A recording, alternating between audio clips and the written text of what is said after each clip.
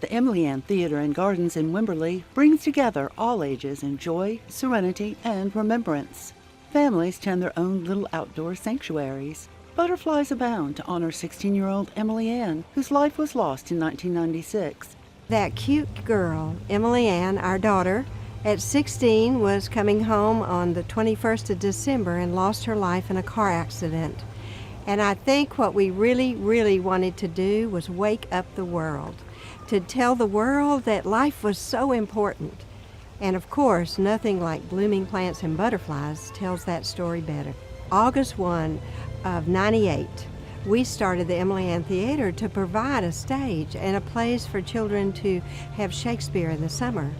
And along came the gardens, and now they are a featured attraction. The Wimberley Independent School District deeded them the first 6 acres. Now embracing 12 acres, community volunteers pitched in backbreaking work to help Anne and Norm turn overgrown scrub into wondrous gardens. I have to mention my cute husband, Mr. Norm Rawling, who is truly the gardener, and he loves the gardens and builds most here on the site. He dreams about them, looks into the eye of the space, and then creates a caring, loving, interactive space. The water features were an idea and a vision of Norm Rawling, which most of the grounds are. They were put in because, of course, all the wildlife needs water. Many people want those features in their gardens, and Norm puts those in. The community needed a place like this. I wanted to build something that my kids could enjoy for many years to come, being involved in the Shakespeare program. And, it's good to bring your kids along and have them do a little hard work and invest in what they're doing. We started it with a meager amount of dollars that would have been Emily's college fund, and we stuck that in, and then along came Wimberley. Now the gardens draw butterflies, bees, other pollinators, and birds all year long. And every April, the Butterfly Festival brings together hundreds of families to connect fun and nature. I was going to an unmarked grave at the time, and a young boy, 6 years old, Brian, came after me and said, "I have a birthday present for your daughter." He had found a chrysalis and built a cage and released it there at that gravesite. And that butterfly spoke to my heart and to the heart of so many around. And so I thought, butterflies, how best to describe what really loss and remembrance could look like. When you have a palette to paint on and you live in the hill country in Wimberley, everyone comes to paint here. Not only paint, but to imagine and create. Everything you see in the areas here at the EmilyAnn have been magically developed. The Hill Country unit of the Herb Society of America spices things up with a walk-around herb garden that's renewed butterfly, bee, and bird populations. It appeals to children because they're experiencing the plants through their senses. And actually that appeals to children of all ages. The touch garden has Mexican feathergrass in it that is very touchable. And one day I came up here and it was braided. And I thought, perfect. Here in Wimberley, we have to be concerned about deer. And the plants that we have in our garden, the plants that are still there, are deer resistant. This garden illustrates culinary uses, medicinal uses, craft, and economic. We have a little booklet that is geared to ages from 5 to 15. Parents can use the activities to guide them through the garden. We work closely with our Hays County Master Naturalist and garden clubs as well. Chorusing birds join children making their own kind of music.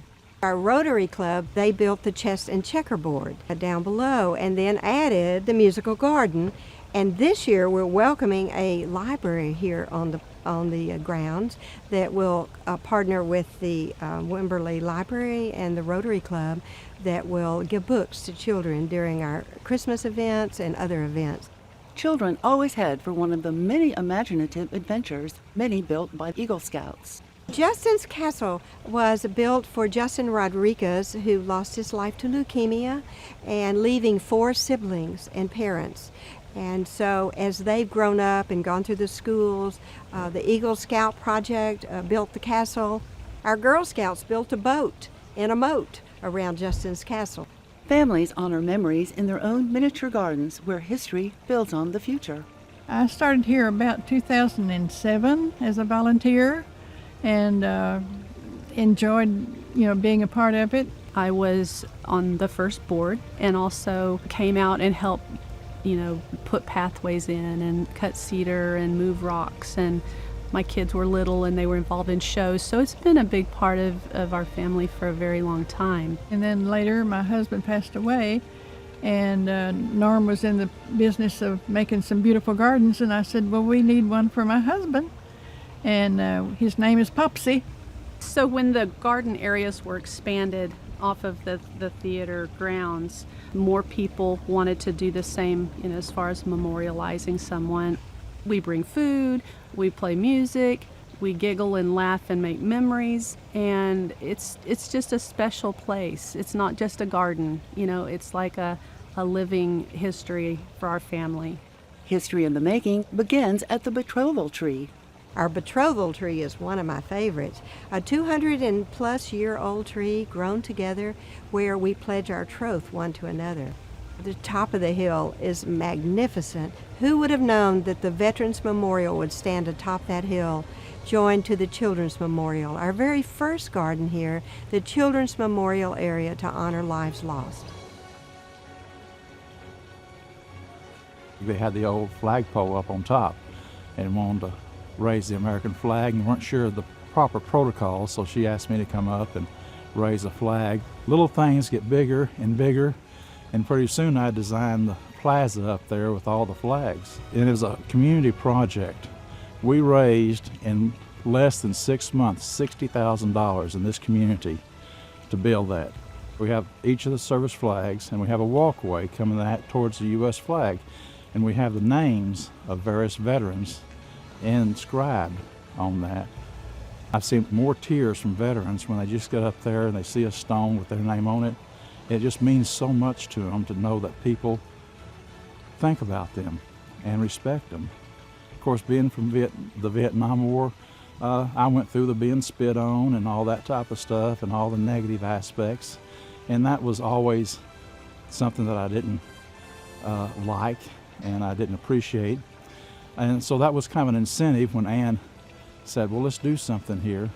That's where the whole idea came. Let's honor the veterans, those who have served and are serving. It's quiet and it's peaceful, and they can see that they're honored. And that's all they want, is to know that they're recognized for the job that they've done. How did the magic begin? I can't really tell you. I know that we wanted to reinvest in the dignity of the human spirit. We had no way of knowing what that looked like, but guess what? This is what it looks like.